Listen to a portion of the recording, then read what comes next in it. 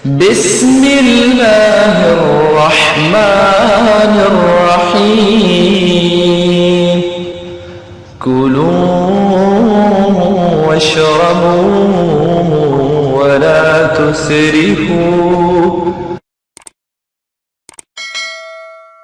अस्सलामुअलैकुम जी, उम्मीद है आप सब बखैरियत होंगे। Welcome to Hafiza's kitchen. आज हम आए हैं एक बहुत ही अमेजिंग रेसिपी के साथ, दुम्बा कढ़ाई, जो कि बनाना बहुत ही आसान है। इसके लिए आप लोगों को जो इंग्रेडिएंट्स चाहिए वो आप नोट डाउन कर लें। यहाँ पे आप उसका स्क्रीनशॉट भी ले सकते हैं। हमने लिया है दुम्बे का गोश्त 1.5 किलो, प्याज एक बड़े साइज़ की लंबा काट लिया था इसको, अदरक लहसुन का पेस्ट 2 टेबल स्पून, लाल मिर्च हमने ली है 1 टेबल स्पून, काली मिर्च 1 टेबल स्पून, नमक 1 टेबल स्पून, हल्दी हाफ टेबल स्पून।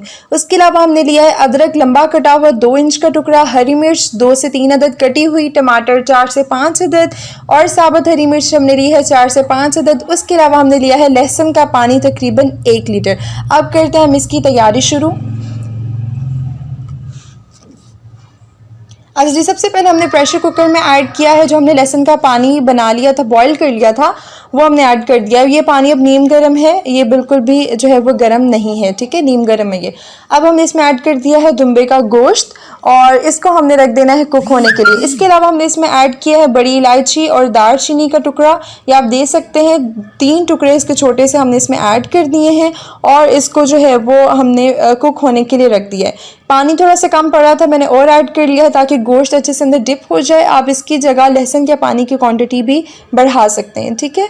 अच्छा, जब इसको हमने कुक होने के लिए रख देना है जब तक कि जो है वो गोश्त का लाइट सा कलर ना चेंज हो जाए। हमने बिल्कुल इसे बंद नहीं किया, लेकिन सिर्फ कवर करके रखा है।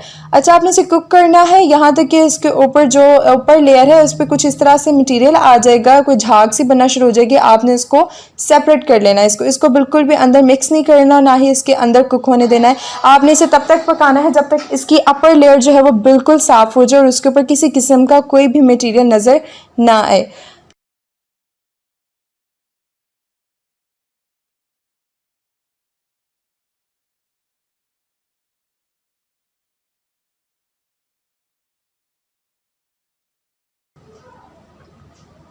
यहाँ पे हमारा जो है वो अपर लेयर बिल्कुल साफ़ हो गई थी। हमने इसके अंदर अदरक लहसुन का पेस्ट डाला है 2 टेबल स्पून और इसके अलावा हमने जितने भी मसाले लिए थे वो ऐड कर देने इसमें, जिसमें हल्दी थी, नमक था, काली मिर्च थी और सुरख मिर्च थी, वो हमने इसमें ऐड कर देनी है।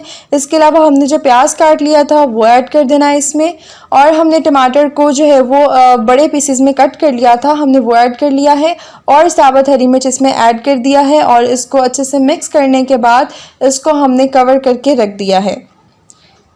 इससे पहले आपने हाई फ्लेम पे कुक करना है। जब इसमें जो है वो सीटी की आवाज़ आना शुरू हो जाएगी उसके बाद आपने इसे सिर्फ 15 मिनट के लिए कुक करना है, और जब ये अच्छे से कुक हो जाएगा तो अब इसको एक बड़ी कढ़ाई के अंदर ट्रांसफ़र कर लेना है। फ्लेम आपने बिल्कुल हाई रखना है और अब आपने इसको भूनने का प्रोसीजर करना है। अच्छा, आपने इसको जो है वो कॉन्टीन्यूसली इस तरह से मिक्स करते रहना। हमें बेसिकली इसका पानी खुश करना चाहिए। इसमें मैंने घी ऐड कर लिया है तकरीबन 1 कप, और जो है इसको अच्छे से हमने कुक कर लेना है। अदरक जो लंबा काट लिया था और हरी मिर्च वो हमने ऐड कर ली है यहाँ तक इसका पानी अच्छे से खुश्क हो जाए और इसका घी जो है वो सेपरेट होना शुरू हो जाए। फिर हमने इसमें दही ऐड कर देनी है तकरीबन 4 टेबल स्पून, और इसको अच्छे से भून लेना है। भूनते वक्त ख्याल रखिएगा कि गोश्त का कोई भी पीस जो है वो कट ना हो, ना ही वो ख़राब हो जाए। आपने इसे अच्छे से भूनना है ताकि गोश्त नीचे भी ना लगे और ना ही जो है वो गोश्त मिक्सअप हो जाए।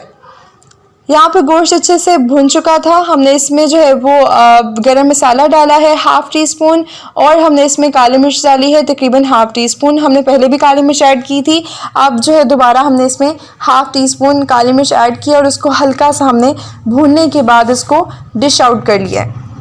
थोड़ी देर कवर किया है और इसको हमने डिश आउट कर लिया है। ये अल्हम्दुलिल्लाह ये कढ़ाई बहुत मज़ेदार बनी थी और बहुत ही टेस्टी थी। और अगर आप लोगों को रेसिपी पसंद आए तो काइंडली लाइक कीजिएगा, कमेंट कीजिएगा और शेयर कीजिएगा। अस्सलाम वालेकुम रहमतुल्लाहि व बरकातुहू।